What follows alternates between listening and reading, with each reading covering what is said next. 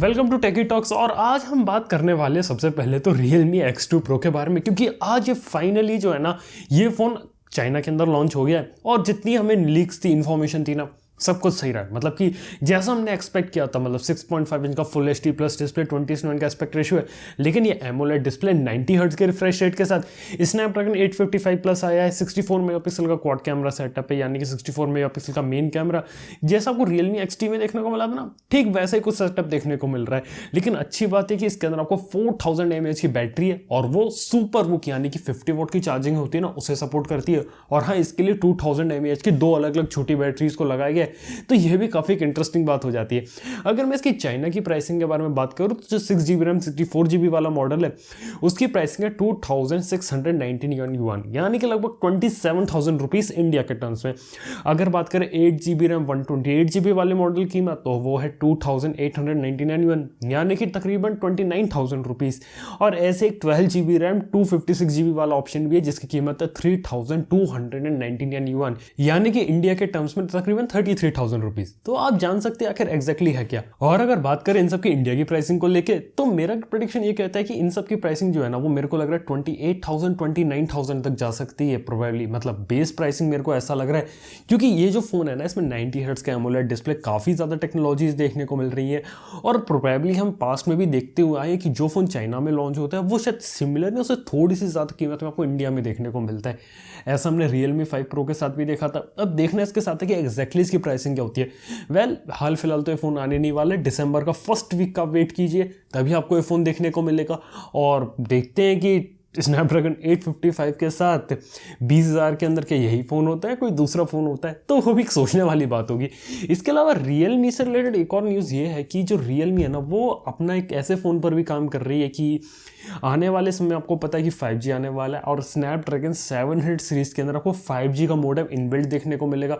तो obviously Realme की तरफ से भी एक ऐसा फ़ोन देखने को मिलेगा आपको बहुत ही जल्दी, जो कि स्नैपड्रैगन 700 सीरीज़ के प्रोसेसर पर चलता हुआ होगा, और उसके अंदर आपको 5G कंपैटिबिलिटी देखने को मिलेगी। और Realme ने बोला है कि दुनिया में हम 700 सीरीज़ प्रोसेसर पे बेस्ड जो पहला 5G फ़ोन होगा ना, वो हम ही बनाएंगे। वेल, करंटली मेरे को ऐसा लग रहा है कि X2 Pro जो है शायद इसी से रिलेटेड कुछ हो सकता है ये कुछ। लेकिन मेरे को ये लग रहा है कि चाइना में 5G ऑलरेडी अवेलेबल है, तो मेरे को लगता है शायद चाइनीज़ मार्केट के लिए इस फ़ोन को अभी निकाला जाए, और जब इंडिया में 5G का रोल आउट हो जाएगा तब शायद इस फ़ोन को लाया जाए। मतलब इस टाइप की चीज़ें हो सकती है। भले ही Realme 5G फ़ोन को बना ले 700 सीरीज़ प्रोसेसर पे बेस्ड, लेकिन वो इंडिया में शायद आपको देखने को ना मिले।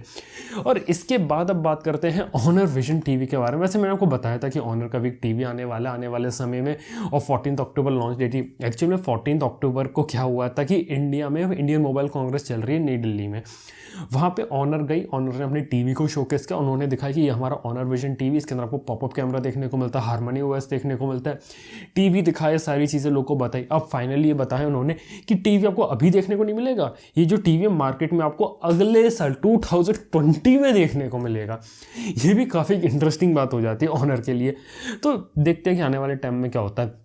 और इसके साथ ही अगर हम बात करें OnePlus से रिलेटेड, तो OnePlus से रिलेटेड भी काफ़ी अच्छी न्यूज़ है। मतलब कि उनके CEO पीट लाउ ने 2-4 चीज़ें कंफर्म कर दी है। सबसे पहले तो उन्होंने ये कंफर्म किया कि उनकी तरफ से आपको आने वाले समय में फोल्डेबल फ़ोन देखने को नहीं मिलेगा, मतलब अभी 2020 में देखने को नहीं मिलेगा। वो कह रहे हैं कि अभी सैमसंग को, Huawei, इन सबको बनाते दो, अभी वो फोल्डेबल फ़ोन के ऊपर कूदने नहीं वाले। उनकी तरफ से अब क्या देखने को मिलेगा, तो उन्होंने कहा कि 5G को शोकेस किया, और 5G फ़ोन्स ही देखने को मिलेंगे आने वाले समय में उनके। और करेंटली उन्होंने बताया गया है कि अभी तक उन्होंने अपना सिर्फ एक ही 5G फ़ोन बनाया था, जो कि था OnePlus 7 Pro 5G, जो कि सिर्फ लिमिटेड मार्केट्स के लिए बनाया गया था। और उन्होंने ये भी बताया कि 70 और 70 Pro का 5G वर्जन उन्होंने इसलिए नहीं बनाया क्योंकि उनके जो की मार्केट है ना, वहाँ पे 5G अभी अवेलेबल नहीं है। और ये भी हिंट मिल गया कि 2020 में वो एक से ज़्यादा 5G फ़ोन्स को भी लॉन्च करने वाले। ये भी हो सकता है, और हो सकता है कि शायद 2020 में हमें इंडिया में भी OnePlus की तरफ से कोई 5G फ़ोन देखने को मिले। वैसे इस चीज़ की प्रोबेबिलिटी बहुत कम है, लेकिन मैं अभी भी वेट कर रहा हूँ कि इंडिया में सबसे पहला 5G फ़ोन कौन सा होगा जो आपको इंडिया में देखने को मिलेगा। तो ये भी काफ़ी इंटरेस्टिंग बात है। और अब बात करते हैं इसके बारे ओप्पो के लेके। एक्चुअली ओप्पो के एक फुल स्क्रीन स्मार्टफोन का जो प्रोटोटाइप डिज़ाइन कहते हैं, मतलब जो पेटेंट होता है ना, वो लीक हो गया। और हाँ, ये पेटेंट है, अभी पता नहीं कि रियल में फ़ोन होगा या नहीं होगा। उससे देख के हमें ये पता चला कि आने वाला अपकमिंग जो ओप्पो फ़ोन होगा उसके अंदर आपको देखने को मिलेगा कंप्लीट फुल स्क्रीन डिस्प्ले, और वो भी साइड से कव्ड होगा, मतलब चारों तरफ आपको डिस्प्ले देखने को मिलेगा। मतलब एक फुल वॉप अराउंड डिस्प्ले जिसे कहा जा रहा है, मतलब जैसा कुछ अभी Xiaomi Mi Mix Alpha में किया था ना, ठीक वैसा ही कुछ कंसेप्ट वो ओप्पो अपनी लेकर आने वाली है। उन्होंने भी सोचा होगा Xiaomi ने अपना Mi Mix Alpha तो बना लिया, क्यों ना पीछे क्यों हटे। मतलब अगर Xiaomi कर सकती तो हम भी कर सकते हैं, हम भी इतनी बड़ी कंपनी, हम भी अपने कैसा फ़ोन लाएंगे। ये मेंटेलिटी भी हो सकती है, और हो सकता है आने वाले टाइम में ओप्पो की तरफ से ऐसा कुछ फ़ोन देखने को मिल जाए। वैसे करंटली देखा है तो पेटेंट वगैरह लीक हुआ है, कोई गारंटी नहीं है ऐसा कोई देखने को मिले, क्योंकि इससे पहले हमने बहुत खतरनाक पेटेंट देखे, स्पेशली आईफोन से रिलेटेड। रियलिटी में हमें कभी ऐसे प्रोडक्ट्स देखने को मिलते भी नहीं है। तो देखते हैं, या फिर हो सकता है प्रोटोटाइप के रूप में शोकेस कर दे। लेकिन ये जो वॉर्प अराउंड डिस्प्ले है ना, मतलब Mi Mix Alpha का जो डिस्प्ले है किसी मतलब का है नहीं। मतलब कि मेरे को लगता है कि किसी ने YouTube के कमेंट्स पढ़े हैं किसी वीडियो के कि फुल स्क्रीन फ़ोन कैसा होना चाहिए। कमेंट्स में लोगों ने बोला कि चारों तरफ से डिस्प्ले दे दो, हमें ऐसा ऐसा दे दो, और उसको देख के उन लोगों ने फ़ोन बना दिया है। पर्सनली मेरे को ऐसा लगता है कि जब कोई यूट्यूब के कमेंट्स को देख के फ़ोन बना सकता है ना, तो वो Mi Mix Alpha ही हो सकता है, क्योंकि कमेंट सेक्शन तो इसी टाइप की चीज़ों से भरा रहता है। मतलब मैं खुद भी पढ़ता हूँ तो मैं भी काफ़ी हैरान हो जाता हूँ कि लोग की एग्जैक्टली एक्सपेक्टेशन क्या होती है। और अब फाइनली बात करते हैं गूगल पिक्सल 4 की। वेल मैं आपको बता देता हूँ, पिक्सल 4 जब शायद आप ये वीडियो देख रहे होगे, 7 बजे वीडियो लाइव होगा, 7:30 बजे गूगल की प्रेजेंटेशन है, 8:30 9 तक सारी इन्फॉर्मेशन आ जाएगी पिक्सल 4 को लेके। आप समझ के रखो कि आज इवेंट है, इवेंट से पहले आपको काफ़ी इन्फॉर्मेशन मिल चुकी है। और मैं आपको, अगर ये वीडियो अगर आप कभी भी देख दो ना, मैं आपको बता देना चाहता हूँ मतलब मेरा ओपिनियन क्या है फ़ोन के बारे में। कैमरा उसका अच्छा है, प्राइस बहुत ज़्यादा है, मैं बस आपसे इतना ही कहना चाहूँगा। अगर गूगल अपने प्राइस को कंट्रोल कर ले, वन प्लस जैसी प्राइसिंग पे ले आज 40,000 के अंदर किसी स्नैपड्रैगन 855 वाले फ़ोन को, और उसके अंदर पिक्सल 4 जैसा कैमरा लगाओ, 90 हर्ट्ज का डिस्प्ले लगाओ, तो मेरे को लगता है कि वो फ़ोन बहुत ज़्यादा अच्छा चल जाएगा मार्केट में। लेकिन जो गूगल है ना, वो उस चीज़ को लैग करती है। चलिए अब बात करते हैं आपके कुछ कमेंट्स के बारे में। तो जो सबसे पहला कमेंट पूछा है ना, वो पूछा है मनस्विनी कुमरा ने। वो पूछ रहे हैं कि 25K में HDR10+ सपोर्ट वाला कोई टीवी बताओ, क्या full HD plus resolution sufficient for 32 inch TV. सबसे पहले तो आपको 32 इंच टीवी के अंदर फुल HD प्लस रिजोल्यूशन आपको मार्केट में देखने को नहीं मिलता है। ना Xiaomi बनाती, TCL, View, कुछ कंपनीज हैं वो बनाती हैं, सोनी जैसे, लेकिन full HD plus resolution generally आपको 32 इंच टीवी में देखने को नहीं मिलता है।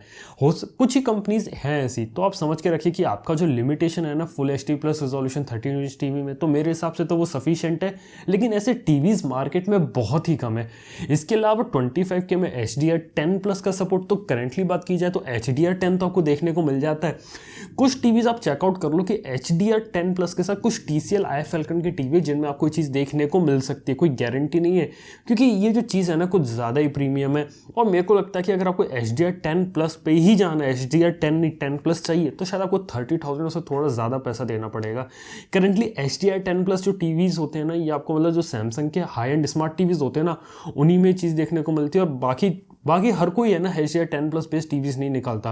वो ज़्यादातर क्या करते हैं कि नॉर्मल HDR टीवीज़ निकालते हैं जो कि HDR10 के कंपेटेबल होते हैं, और थोड़े से जो उनके महंगे वर्जन होते हैं उनमें आपको डॉल्बी विजन देखने को मिलता है। तो आप समझ सकते हैं कि, और मेरे को लगता नहीं कि 25,000 के अंदर कोई अच्छा टीवी होगा जिसमें आपको HDR10+ का सपोर्ट देखने को मिले। और अगली बार इसका सवाल पूछा है हंटर मैन ने। वो पूछ रहे हैं, hello bro, my question is there a hardware in higher refresh rate screen or just a software take? How Redmi K20 Pro screen is overclocked to 80 Hz? Actually में Redmi K20 Pro के साथ क्या है कि उसकी जो display है ना, वो 81 हर्ट्ज के रिफ्रेश रेट को सपोर्ट कर सकता है, लेकिन वो उन्होंने सॉफ्टवेयर से लॉक कर रखा है। तो लोगों ने क्या किया, उसके सॉफ्टवेयर को रूट किया, थोड़े बहुत ट्विक्स वगैरह लगा दिए और रिफ्रेश रेट अचीव कर दिया 81 हर्ट्ज का। हाँ, लेकिन इसके साथ मेरे को लगता है कि शायद आपको स्टेबिलिटी इशूज़ और कुछ ऐसी चीज़ें फ्यूचर में देखने को मिल सकती हैं, या फिर जो ऐप कंपेटिबिलिटी होती है ना, वो देखने को मिल सकती है, क्योंकि ये चीज़ ऑफिशियल नहीं है। अगर 81 हर्ट्ज का मतलब हो सकता है डिस्प्ले सपोर्ट करता है, लेकिन उस चीज़ को ऑप्टिमाइज़ वगैरह कर पाना लोग थर्ड पार्टी ऐप्स के थ्रू कर रहे हैं ना, तो वो शायद इतना ज़्यादा सक्सेसफुल नहीं है। वैसे देखा जाए तो ऑब्वियसली हार्डवेयर से रिलेटेड चीज़ है, और हार्डवेयर कैपेबल था Redmi K20 Pro का, लेकिन Xiaomi ने खुद लॉक करके रखा था, लेकिन लोग उस चीज़ को अनलॉक करके फुल एक्सपीरियंस कर रहे हैं। लेकिन मैं आपको बता देना चाहता हूँ, जिस तरीके से वो एक्सपीरियंस कर रहे हैं ना, तो वो हो नहीं सकता। मतलब इस बात की चांसेस बहुत कम है कि वो 100% आपको उस फ़ोन में अच्छा एक्सपीरियंस देखने को मिले, क्योंकि पूरा जो ऑपरेटिंग सिस्टम, जो ऐप्स वगैरह डिज़ाइन किया गया है ना, वो 60 हर्ट्ज के रिफ्रेश रेट को ध्यान में रख के बनाया गया। तो ये बात आप एक नोटिस करके रख सकते हैं। अगला सवाल पूछा है सौरभ भाई ने, वो पूछ रहे वन प्लस की वॉप चार्ज से दूसरा फास्ट चार्ज वाला फ़ोन फास्ट चार्ज होगा क्या? नहीं होगा। ओप्पो के फ़ोन्स हो सकते हैं चार्ज वन प्लस के चार्जर से, और ओप्पो के चार्जर से वन प्लस का फ़ोन फास्ट चार्ज हो सकता है, लेकिन कोई दूसरी कंपनी के फ़ोन में नहीं होने वाला। और Realme 5 Pro, Realme 3 Pro, Realme X और Realme XT, ये कुछ फ़ोन्स हैं जो कि वन प्लस के वॉप चार्जर का यूज़ करके जल्दी चार्ज कर सकते हो आप उन्हें, लेकिन वो 20 वाट पे चार्ज होंगे। सीधी भाषा में मतलब ये है कि ओप्पो की टेक्नोलॉजी है वूक, उसको अलग अलग नाम से अलग अलग अपनी कंपनियों को बांट रखा है उसने, और वो आपस में कम्युनिकेट कर सकते हैं, कोई प्रॉब्लम नहीं आती है। लेकिन अगर आप क्वालकॉम का क्विक चार्जर यूज़ करते हो या फिर Qualcomm quick charging supported phone में वन प्लस का चार्जर यूज़ करते हो, तो वो स्लो ही चार्ज होगा। ये बात आप नोटिस करके रखिए।